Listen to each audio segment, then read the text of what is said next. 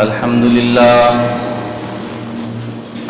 لله نحمده ونستعينه ونستغفره ونؤمن به ونتوكل عليه ونعوذ بالله من شرور أنفسنا ومن سيئات أعمالنا من يهده الله فلا مضل له ومن يضلله فلا هادي له ونشهد أن لا إله إلا الله وحده لا شريك له ونشهد أن سيدنا وسندنا وحبيبنا وخليلنا ومولانا محمدا عبده ورسوله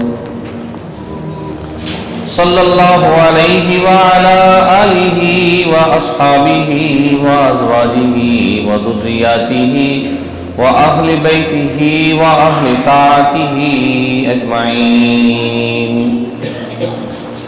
فأعوذ بالله من الشيطان الرجيم. بسم الله الرحمن الرحيم. قد أفلح المؤمنون الذين هم في صلاتهم خاشعون والذين هم عن اللغو معرضون والذين هم للزكاة فاعلون والذين هم لفروجهم حافظون إلا على أزواجهم أو ما ملكت أيمانهم فإنهم غير ملومين فمن ابتغى وراء ذلك فأولئك هم العادون. صدق الله العظيم. میرے بزرگوں، بھائیوں، عزیز نوجوانوں، یہ قرآن پاک کی 18ویں پارے کی سورہ مومنون کی شروع کی آیتیں آپ کے سامنے تلاوت کی ہیں. ان آیات پاک میں اللہ تبارک و تعالی نے یہ ارشاد فرمایا ہے، ایمان والے کامیابی کو پہنچ گئے، ایمان والے فلاح پا گئے. قد افلح المؤمنون، ایمان والے فلاح پا چکے. اب ایمان والے کون ہیں، کیسے ہیں، تو ان کا تعارف، ان کی صفات، ان کی کیفیات بیان کی جا رہی ہے. الذین هم فی صلاتهم خاشعون، ان کی ایک علامت یہ ہے کہ اپنی نمازوں میں خشوع کرتے ہیں. والذین هم عن اللغو معرضون، اور وہ ایسے ہیں کہ فضول کاموں سے دور رہتے ہیں. والذین هم للزکاة فاعلون، اور وہ تزکیہ والے کام کرتے ہیں، تزکیے کے کام کرتے ہیں. والذین هم لفروجهم حافظون، اور وہ جو اپنی شرمگاہوں کی حفاظت کرتے ہیں. الا علی ازواجہم، مگر ہاں اپنی بیویوں کے ساتھ. او ما ملکت ایمانہم، یا باندیوں کے ساتھ. فمن ابتغى وراء ذلك، جو اپنی شہوت چاہے گا ان راستے کے علاوہ، تو ایسے ہی لوگ شریعت کے حدود سے بڑھنے والے ہیں.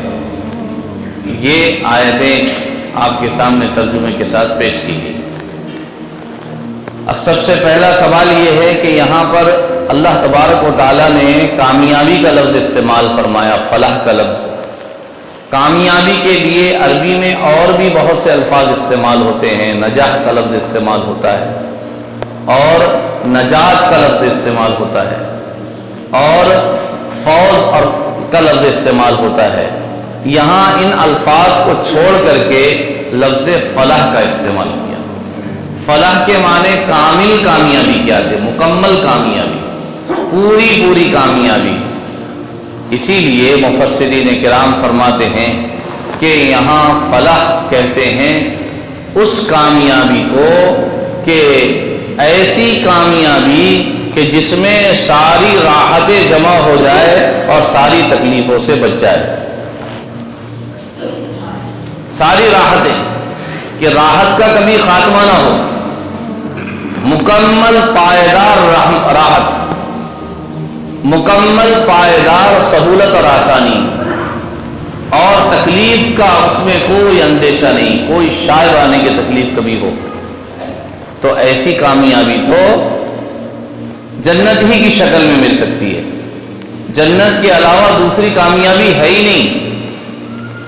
تو جنت کو پہنچنے والے، ایمان والے جنت کو پانے والے، ایمان والے جنت کو پانے والے ہیں، اور یہ فرمایا کہ جنت انہوں نے حاصل کر لی، یعنی اتنا یقین جنت کے ملنے کا اور اتنی گارنٹی جنت کے ملنے کی کہ ابھی ملی نہیں ہے لیکن مل گئی ہے۔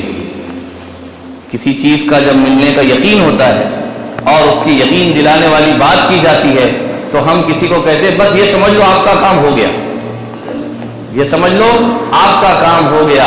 یہاں اللہ فرماتے ایمان والوں کو جنت مل گئی، ایمان والوں کو کامیابی مل گئی۔ کامیابی یہ وہ کامیابی ہے کہ جب قبر میں سارے اسباب ختم ہو جائیں گے، سارے اعمال ختم ہو جائیں گے، وہاں اگر آدمی منکر نکیر کے سوالوں کا جواب دے دے تو یہ کامیابی کا پہلا قدم ہے۔ منکر نکیر سوال کریں گے، ان کے سوالوں کا جواب دے دے، حضور پاک صلی اللہ علیہ وسلم کا چہرہ انور دکھایا جائے گا اور آپ کے چہرہ انور کو پہچان لے کہ یہ میرے آقا محمد الرسول اللہ صلی اللہ علیہ وسلم کا چہرہ انور ہے، اور عذاب دور بھاگ جائے، دوزخ بتائی جائے اور بتا دے کہ دیکھو یہ دوزخ ہے، اگر تم بے ایمان ہوتے تو اس میں ڈالے جاتے، اور یہ دیکھو جنت ہے، یہ جنت تمہارے لیے طے ہو چکی ہے اور جنت تمہیں ہمیشہ ہمیش کے لیے دی جائے گی، اور اب تم کو سونا ہے، ایسے سونا ہے کہ اس نیند میں تمہیں کوئی خلل نہیں ہوگا، نم کا نومت العروس، ایسے سو جیسے دلہن سوتی ہے، دلہن کو سوائے دلہے کے کوئی نہیں اٹھاتا، اب تم ایسے سوؤ گے، ایسے سوؤ گے کہ تمہاری نیند میں کوئی خلل نہیں ہوگا اور تم کو کوئی تکلیف نہیں ہوگی، تمہارا رب ہی تم کو بیدار کرے گا۔ بعد الموت پر تمہیں قبر کے بعد اب ایک نئی زندگی میں قدم رکھنا ہوگا، اور تم جب سور پھونکا جائے گا فَإِذَا نُفِخَ الصُّورِ نَفْخَةٌ وَاحِدَةٌ، تو اس وقت جب سور پھونکا جائے گا تو تم قبروں سے اٹھو گے، ایسے اٹھو گے۔ اللہ کے نبی صلی اللہ علیہ وسلم فرماتے ہیں کہ جیسے بارش زمین پر گرتی ہے، زمین پر گرنے کی وجہ سے سبزہ اگتا ہے، تو اس طرح سے مردے زمین سے نکلیں گے اور سر پر دوڑ رہے ہوں گے، کسی کے جسم پر کوئی لباس نہیں ہوگا اور کوئی کسی کو دیکھنے والا نہیں ہوگا، سب بدحواس ہوں گے، کسی کے حواس قابو میں نہیں ہوں گے۔ سوال کیا گیا یا رسول اللہ اس وقت سب برہنہ ہوں گے تو حالت کیا ہوگی؟ آپ نے فرمایا وہاں کسی کو کسی کی پرواہ نہ ہوگی، قرآن اس کی نقشہ کشائی کر رہا ہے۔ مہطعین مقنعی رؤوسہم، مہطعین سر پر دوڑ رہے ہوں گے۔ آپ نے دیکھا جانور بجڑ جاتا ہے تو کیسے دوڑتا ہے، جانور جب بجڑ جاتا ہے، گھوڑا بجڑ جاتا ہے تو کیسے دوڑتا ہے، بیل بجڑ جاتا ہے تو کیسے دوڑتا ہے، ایسے سر پر دوڑ رہے ہوں گے، نہ دائیں دیکھیں گے نہ بائیں دیکھیں گے، نہ آگے دیکھیں گے نہ پیچھے دیکھیں گے، پھر کہاں دیکھیں گے؟ مہطعین مقنعی رؤوسہم، آسمان کی طرف سر اٹھے ہوئے ہوں گے، گردن کی طرف سر ڈھلے ہوئے ہوں گے اور نگاہیں آسمان کی طرف لگی ہوئی ہوگی، دوڑ رہے ہوں گے۔ مہطعین مقنعی رؤوسہم یرتد الیہم طرفہم افئدتہم ہوا، کوئی کسی کی طرف نہیں دیکھے گا، ان کے دل حواس باختہ ہو گئے، حواس چھوڑ چکے ہو گئے، غائب ہو گئے، ایک ہی لے ہوگی اور ایک ہی لو ہوگی۔ کہاں جانا ہے؟ میزان عدل میں پہنچنا ہے، میدان حشر میں پہنچنا ہے، میدان حشر میں سب لوگ جمع ہو جائیں گے، وہاں پر اعلان ہوگا وَامْتَازُوا الْيَوْمَ أَيُّهَا الْمُجْرِمُونَ، اے میرے نیک بندو، اے میرے نیک بندو سن لو، مجرم تم سے آج الگ کر دیے گئے، اے مجرموں ہٹ جاؤ، ملے ملے رہتے تھے میرے بندوں کے ساتھ دنیا میں، اب میرے بندے الگ ہوں گے اور مجرم الگ ہوں گے۔ وَامْتَازُوا الْيَوْمَ أَيُّهَا الْمُجْرِمُونَ وَسِيقَ الَّذِينَ اتَّقَوْا إِلَى رَبِّهِمْ وسیق الذین اتقوا ربهم إلى الجنة زمرا، اور وہ لوگ جو اپنے پروردگار سے ڈر ڈر کر زندگی گزارتے تھے، قدم قدم پر اپنے رب کے احکام کا خیال کرتے تھے، میرا رب راضی رہے، میرا رب ناراض نہ ہو جائے، میں پانی پیوں تو بھی اس انداز میں پیوں کہ میرا رب اس سے راضی ہو جائے، میں کھانا کھاؤں تو اس انداز میں کھاؤں کہ میرا رب اس سے راضی ہو جائے، میں سوؤں تو اس انداز میں سوؤں کہ میرا رب راضی ہو جائے، میں نماز پڑھوں اس انداز میں پڑھوں کہ میرا رب راضی ہو جائے، میں بات کروں اس انداز میں کروں کہ میرا رب راضی ہو جائے، میں تجارت کروں اس انداز میں کروں کہ میرا رب راضی ہو جائے، میں لوگوں کی مدد کروں اس انداز میں کروں کہ میرا رب راضی ہو جائے، ساری مخلوق کے ساتھ مہربانی کروں اس انداز میں کروں کہ میرا رب راضی ہو جائے، میں کپڑے پہنوں اس انداز میں پہنوں کہ میرا رب راضی ہو جائے، قدم قدم پر رب کی رضا کا خیال کیا تھا، اپنے ارمانوں کا خون کیا، اپنی خواہشات کو بالا طاق رکھا، نہ خاندان کے ارمان کو دیکھا، نہ خاندان کے جہ و جلال کو دیکھا، صرف ایک ہی جلال کو دیکھا اور رب کے جلال کو دیکھا، رب کا خیال کیا، تو اللہ تبارک و تعالی وہاں پر فرماتے ہیں کہ ایسے لوگوں کے لیے سایہ ہوگا، باقی کسی کے لیے سایہ نہیں ہوگا۔ سورج سر کے اوپر ہوگا، لوگوں کی کھوپڑیاں پک رہی ہوگی، گرمی کی شدت سے پک رہی ہوگی، زمین تانبے کی کر دی جائے گی، یوم تبدل الارض غیر الارض، یہ زمین نہیں ہوگی، یہ زمین تو بڑی ٹھنڈی ہے، وہ گرم زمین کر دی جائے گی، نیچے سے بھی تپش ہوگی اور اوپر سے بھی تپش ہوگی۔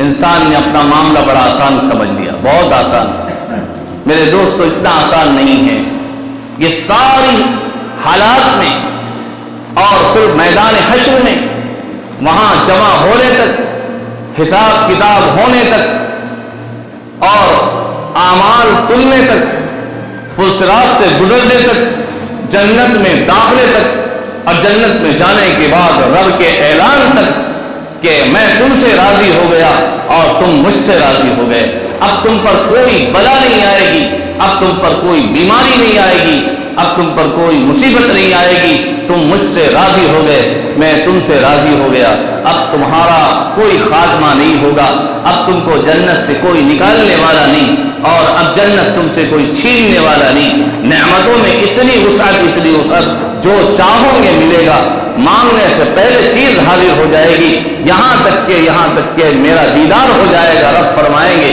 اللہ فرمائیں گے، اللہ کا دیدار ہو جائے گا۔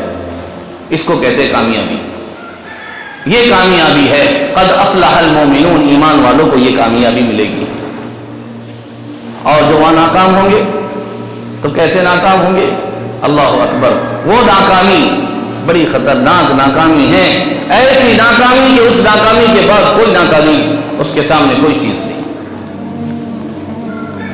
دوزخ میں جانا ہے، دوزخ میں جلنا ہے، قبر کا عذاب سہنا ہے، قبر سے اٹھ کر کے گرنا ہے، پڑنا ہے، اور پھر پلسرات سے گزرتے گزرتے کانٹوں میں اٹکنا ہے، وہ ناکامی، ایسی ناکامی، اللہ اس ناکامی سے پوری امت مسلمہ کی حفاظت فرمائے، بلکہ پوری انسانیت کی حفاظت فرمائے، پوری انسانیت کی۔ ہماری نیت یہ ہونی چاہیے، اللہ ہر دنیا میں رہنے والے، دنیا میں بسنے والے ہر انسان کو دوزخ کے عذاب سے بچا دے۔ جب تک ہماری نیت یہ نہیں ہوگی میرے دوستو، تو سمجھ لو کہ دنیا میں ہم نبی کے نائب نہیں بن سکتے۔ نبی کا نائب تو وہی بننے کا مقام رکھتا ہے جو لوگوں کو دوزخ میں جانے سے بچائے اور خود بھی دوزخ میں جانے سے بچے، محنت کرے، ایسا ماحول اور ایسی فضا پیدا کرے کہ کوئی بھی انسان دوزخ میں نہ جائے۔ حضرت شیخ عبد القادر جیلانی رحمۃ اللہ علیہ، ان کے پیر ہے خواجہ بہاؤالدین ہارونی رحمۃ اللہ علیہ، خواجہ بہاؤالدین ہارونی رحمۃ اللہ علیہ۔ حضرت، وہ زمانہ ایسا تھا کہ لوگ اپنے دل کی اصلاح کے لیے، تقویٰ پرہیزگاری سیکھنے کے لیے، متقی بننے کے لیے، اللہ کے احکام کو سمجھنے کے لیے، ایک ہوتا ہے اللہ کے احکام کو معلوم کر لینا اور ایک ہوتا ہے اللہ کے احکام کو سمجھ لینا، ایک ہوتا ہے اللہ کے نبی کی سنتوں کو معلوم کر لینا اور ایک ہوتا ہے اللہ کے نبی کی سنتوں کو سمجھ لینا۔ سمجھنا الگ چیز ہے اور معلوم کر لینا الگ چیز ہے۔ معلوم کر لینا یہ بھی ثواب کا کام ہے، یہ بھی عبادت کا کام ہے، یہ بھی بڑا کام ہے، لیکن یہاں پورا کام مکمل نہیں ہوتا، بلکہ کام مکمل اس وقت ہوتا ہے جب ان احکامات کو بندہ سمجھ لیتا ہے۔ تو سارا علم حاصل کیا، قرآن کو سیکھا، قرآن کے معانی کو سیکھا، قرآن کی تفسیر کو سیکھا، قرآن کے مطالب کو سیکھا، احادیث کو سیکھا، احادیث کی تفسیر اور تشریح کو سیکھا، اللہ کے نبی کی سنتوں کو سیکھا، اپنی زندگی میں داخل کیا۔ اب اس کو جانچنے کے لیے، اس کو پرکھنے کے لیے خواجہ بہاء الدین ہارونی رحمۃ اللہ علیہ کی خدمت میں برسوں گزارے۔ لوگ سمجھتے ہیں ہم اللہ والوں کے دروازے کے بغیر سب کچھ بن جائیں گے۔ ہاں، اللہ چاہے تو آپ کو مندر میں رہ کر کے بنا دے، اللہ چاہے تو سب کچھ کر سکتا ہے، لیکن ایسا ہوتا نہیں کہ کوئی آدمی بارش میں رہے اور اس کے کپڑے گیلے نہ ہوں۔ ایسا ہوتا نہیں کہ ایک آدمی دھوپ میں رہے اور اس کے کپڑے گرم نہ ہوں۔ دنیا دار الاسباب ہے۔ یہاں تو جب جبرائیل بھی معراج کے دن آئے تو اللہ نے اسباب کا پابند بنا دیا۔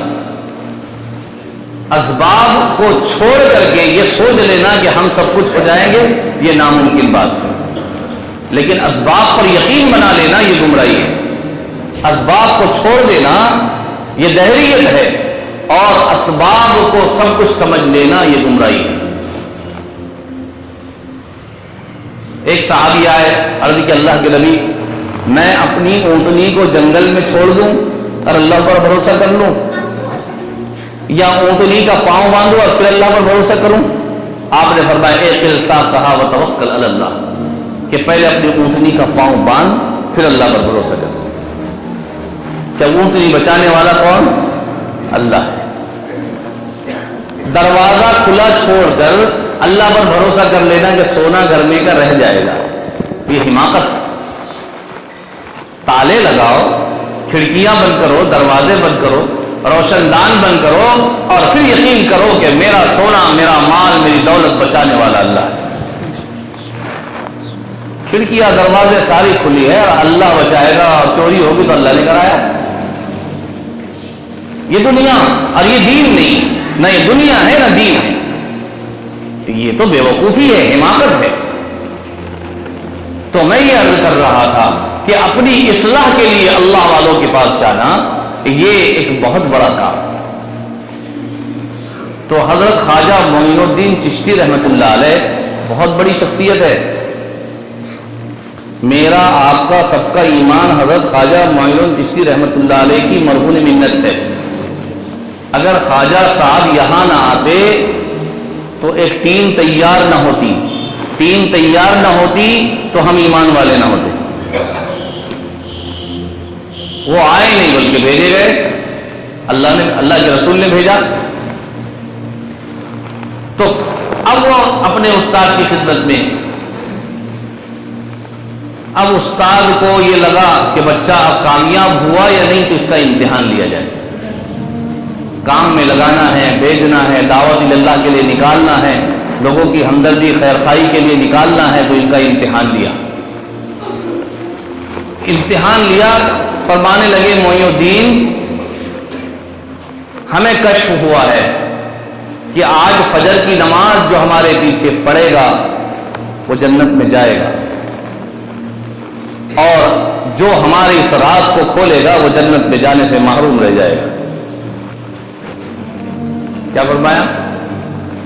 جو فجر کی نماز ہمارے پیچھے پڑھے گا وہ جنت میں جائے گا، اور جو ہمارے راز کو لوگوں کے سامنے کھولے گا وہ جنت میں جانے سے محروم رہ جائے گا۔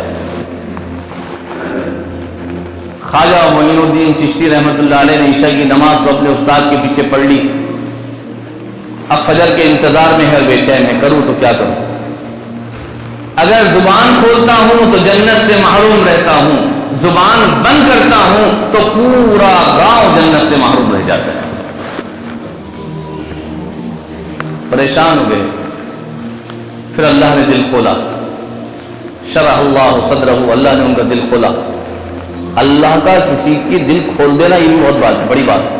اللہ نے اپنے نبی کو فرمایا الم نشرح لک صدرک، کیا دین کے لیے ہم نے تمہارا سینہ نہیں کھولا؟ اللہ سے مانگا کرو کہ اللہ ہمارا سینہ دین کے لیے کھول دے۔ کھل ہی نہیں رہا، تالے لگے ہوئے، کھل نہیں رہا۔ کان سے سن رہے ہیں، آنکھوں سے دیکھ رہے ہیں، آنکھوں سے پڑھ رہے، زبان سے بول رہے، دل پہ تالے پڑے ہوئے۔ ام علی قلوب اقفالها، اللہ فرماتے ہیں ان کے دلوں پہ تالے پڑے ہیں.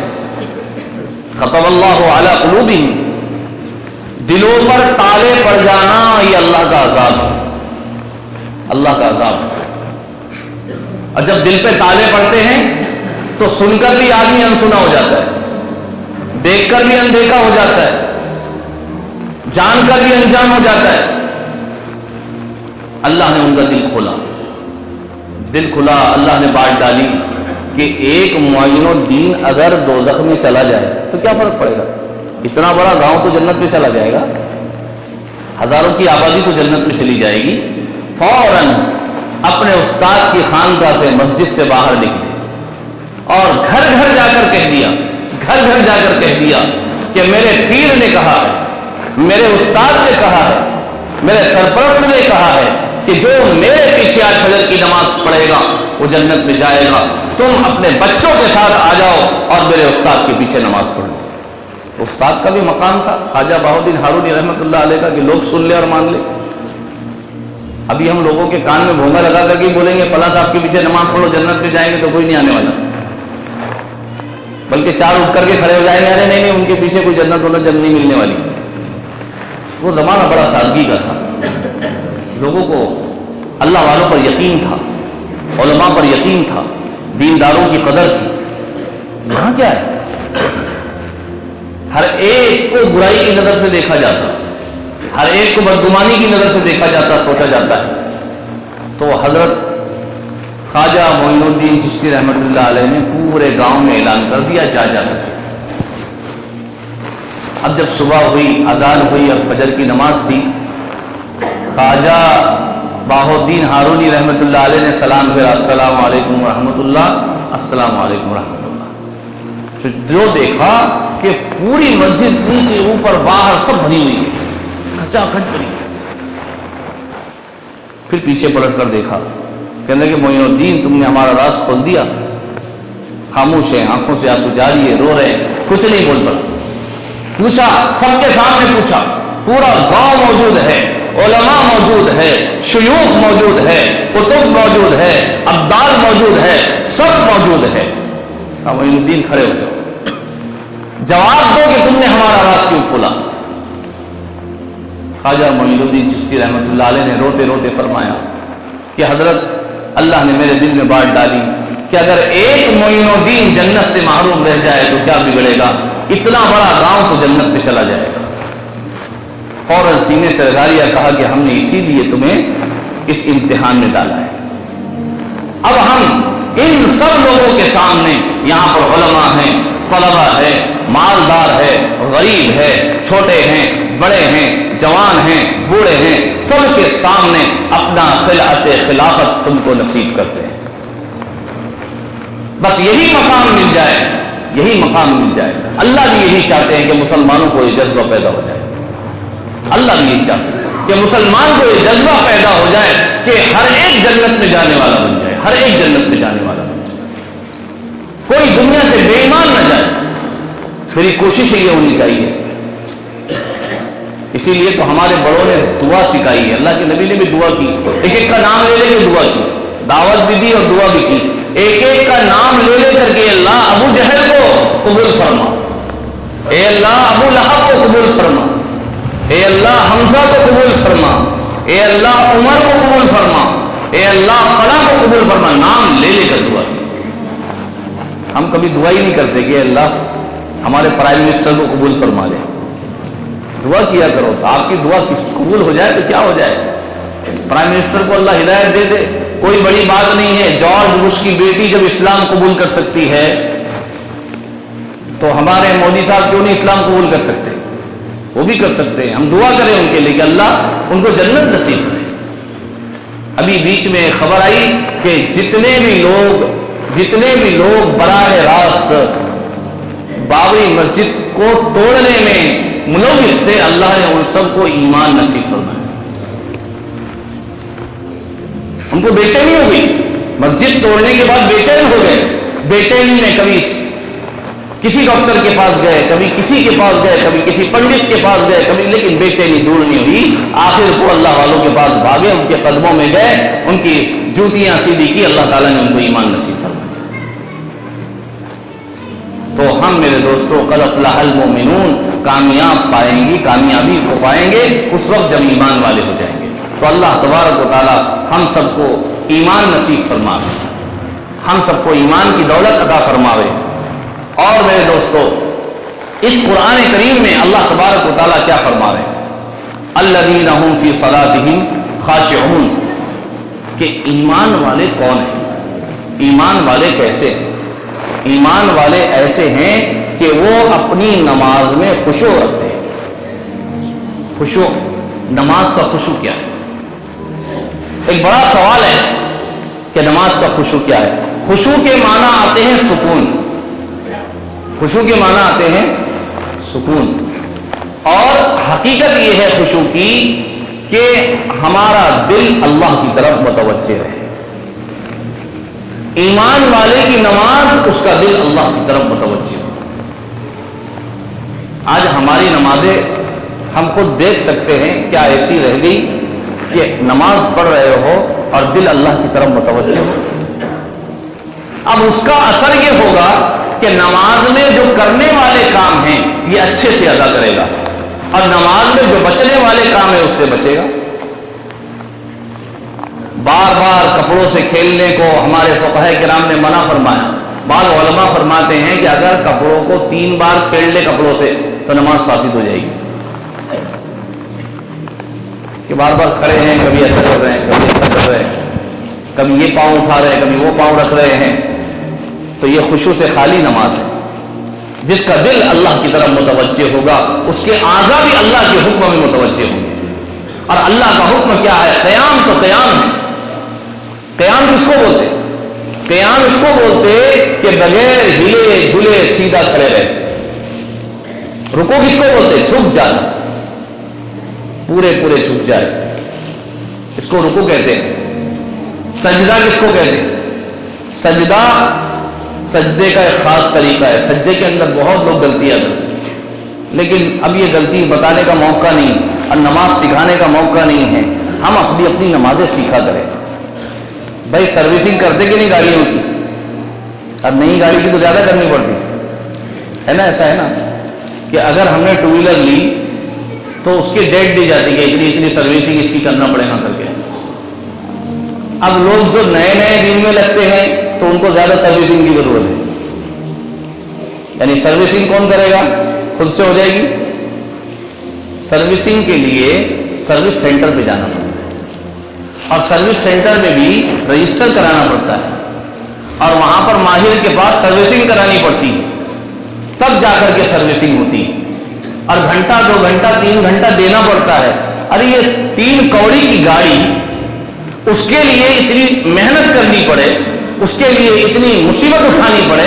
ایک انسان جو اللہ کا نیک بندہ بننا چاہتا ہے، اپنے رب کو راضی کرنا چاہتا ہے، تو اسے سروس سینٹر میں جانا چاہیے کہ نہیں جانا چاہیے؟ ہاں، سروس سینٹر یا تو مسجد ہے، اللہ کا راستہ ہے، مسجد میں جائے، اپنا وقت نکالے اپنے اوقات میں سے اور بیٹھے علماء کے پاس، قرآن سیکھے کہ نماز میں قرآن کیسے پڑھا جاتا ہے. اتنا قرآن پڑھنا فرض ہے جس سے نماز ہو سکے. اب کتنے لوگ ایسے ہیں کہ ان کو قرآن ہی نہیں آتا. سورہ فاتحہ قرآن کی سورت ہے.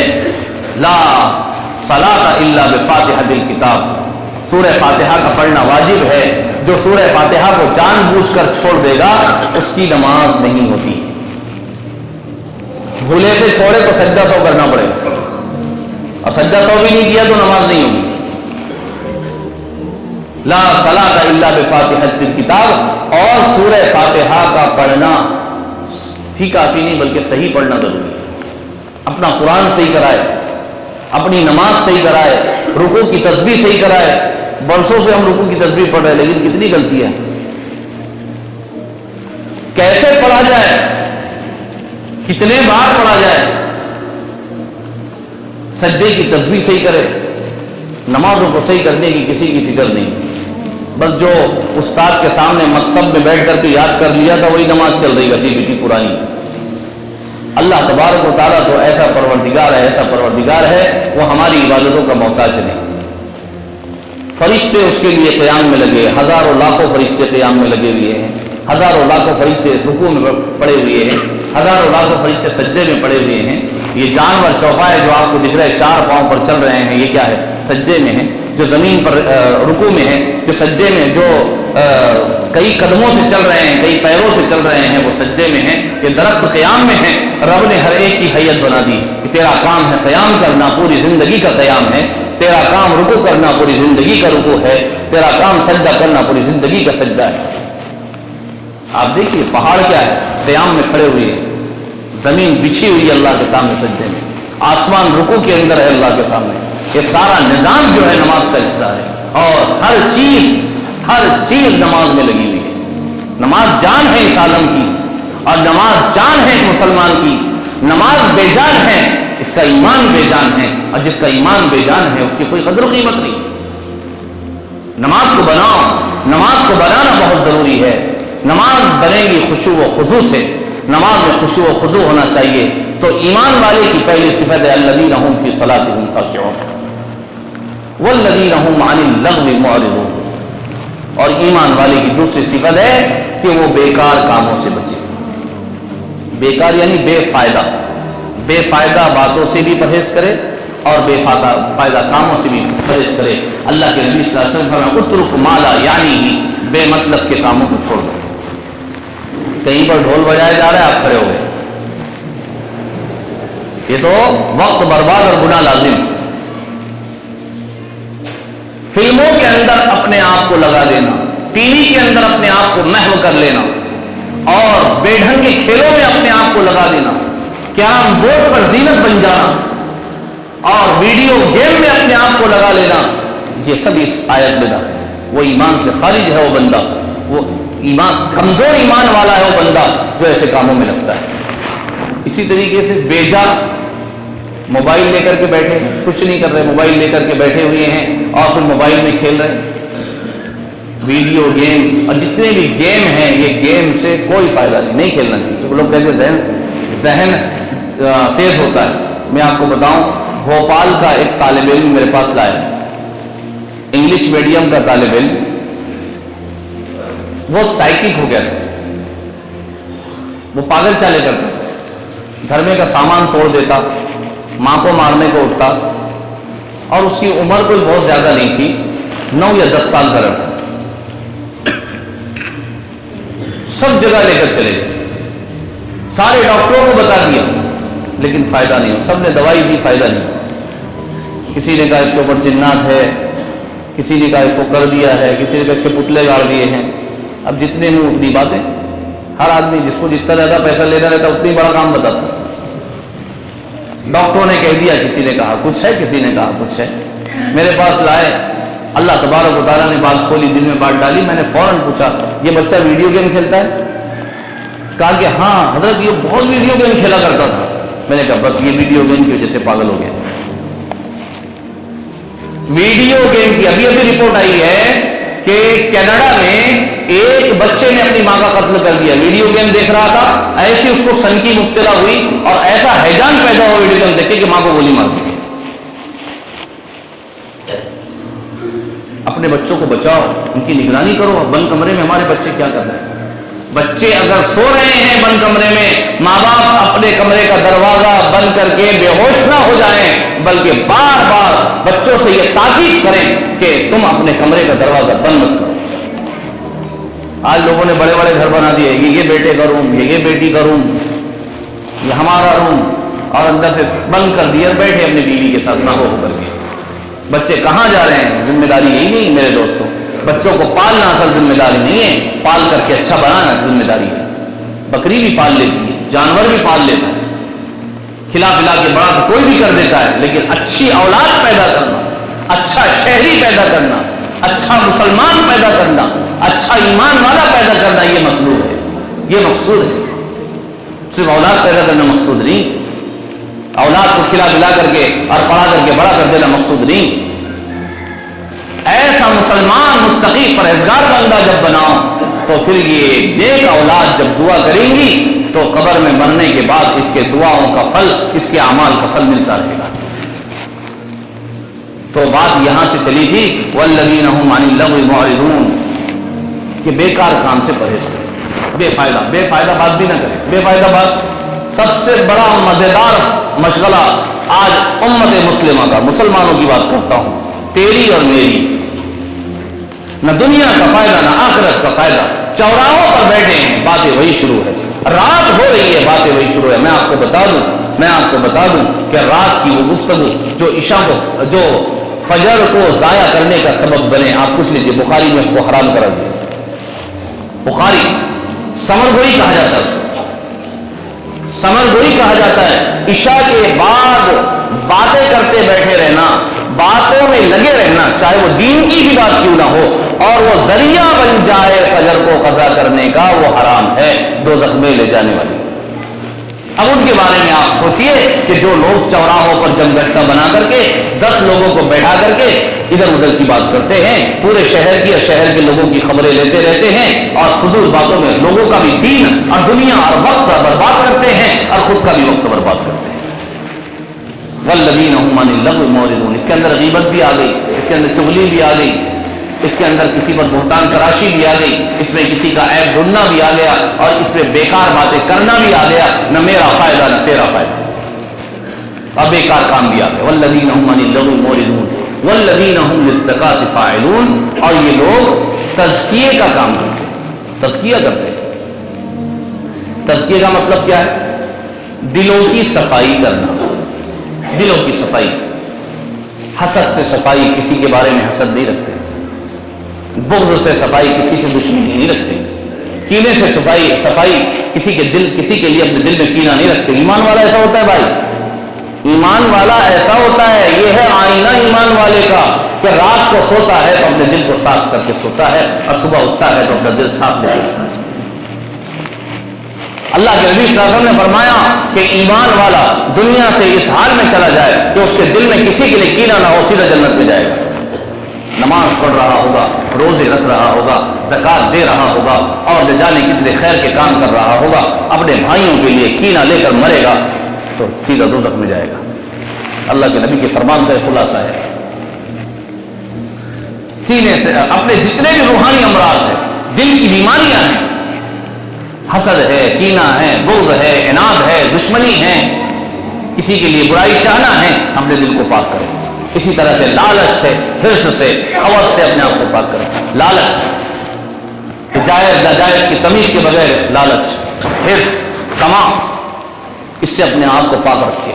اپنے دل میں لالچ نہیں ہونی چاہیے کہ اس کا مال مجھے مل جائے، اور اسی وجہ سے آج لوگ دوستی بھی اسی لیے کرتے کہ کچھ فائدہ ہو جائے، مالدار کی میت میں بھی اس لیے شریک ہوتے کہ ہمارا کاروبار اچھا رہے، تاکہ لوگ پڑھے کہ مالدار، لوگ یہ سمجھے کہ یہ مالدار ہے۔ غریب کی میت میں بھی لوگ کم نظر آ رہے ہیں، یہ حقیقت ہے، ہر جگہ کی نقشہ کشائی ہے۔ ہو سکتا آپ کے مساول میں ایسا نہ ہو، لیکن میں تو جہاں جہاں بھی جاتا ہوں تو دیکھتا ہوں کہ غریب ہے تو لوگ اس کے گھر کے دروازے کے ایک چھوٹا سا پنڈال پڑا ہوا ہے، 10-15 لوگ بیٹھے، سمجھ گیا غریب ہے۔ 25-50 لوگ، ہزاروں لوگ بیٹھے ہوئے ہیں، کئی لوگ کھڑے ہوئے ہیں، وہ آ رہا ہے، وہ جا رہا ہے، گاڑیاں آ رہی ہے، دوڑ رہی ہے، بھاگ رہی ہے، سمجھے کوئی مالدار دنیا سے گیا ہے۔ تو امیر غریب کا فرق ختم کریں، سب ہمارے، جس طرح سے ہم مالدار کی میت میں شریک ہوتے ہیں ہونا چاہیے، بالکل ہونا چاہیے۔ میں یہ نہیں کہتا ہوں کہ مالدار کی میت میں مت جاؤ، لیکن غریب کا بھی خیال کرو۔ مالدار کی عیادت کے لیے جاؤ تو غریب کی عیادت کے لیے جاؤ۔ مالدار کی شادی میں حاضر ہوتے ہیں تو غریب کی شادی میں بھی حاضری دو۔